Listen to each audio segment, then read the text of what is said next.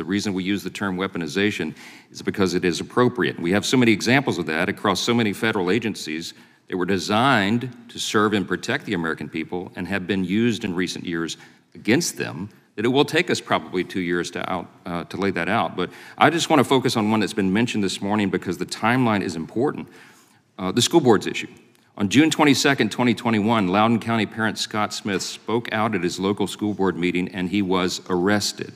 On September 29th, citing Mr. Smith's arrest as an example, the National School Boards Association sent a letter to the Biden administration requesting federal law enforcement involvement in local school board disputes. Now, here's what's really important. We learned later that the White House helped the NSBA draft that letter to itself.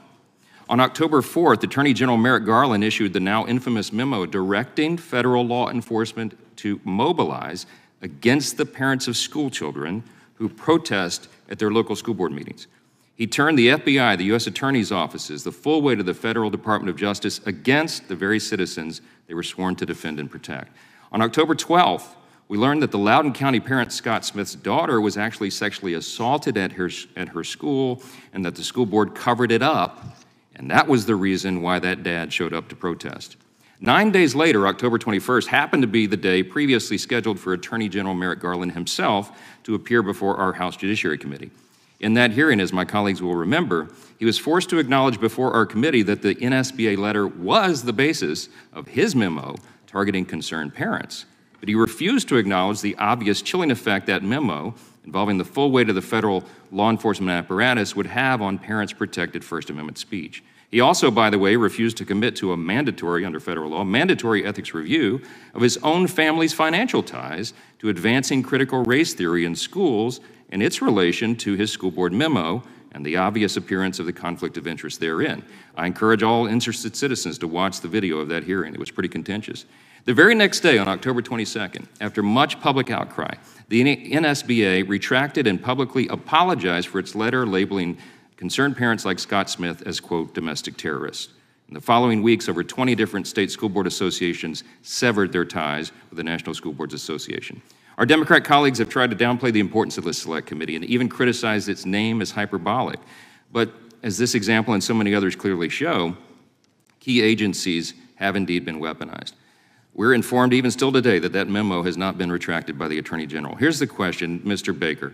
You were an FBI agent for 33 years and were involved in a lot of the important and noble work there, but you've also said clearly and been vocal about some of the egregious overreaches you've seen from the FBI and the DOJ. In recent years, you've described what has devolved into a culture of, quote, deceit and deception involving, quote, alarming FBI behavior, and you've written that those abuses threaten the liberties of those on the left as well as the right. Professor Turley just cited statistics here today that there are large numbers of Americans who now distrust the FBI. Our task here is to determine exactly how that's happened and how to correct that framework. Mr. Baker, here's the question. In your testimony, you noted that FBI Director Mueller, a couple of decades ago, worked to centralize the FBI, meaning that he centralized all information and decision-making, making that at the FBI headquarters, as opposed to his predecessor's decentralized model, which empowered the field offices instead. Do you believe the elimination of all those layers of supervision, review, and independent judgment is a key reason for all this corruption we see today, and that it's something that must be reformed and reversed? Yes, in fact, I do. Hit that button for me, if you will. Yes, in fact, I do, Congressman. I don't use the term corruption. The term I think is more appropriate that your colleague, Congresswoman Stefanik, used, the rotten culture, the culture rot. And specifically as regards to centralization, there's no question about it.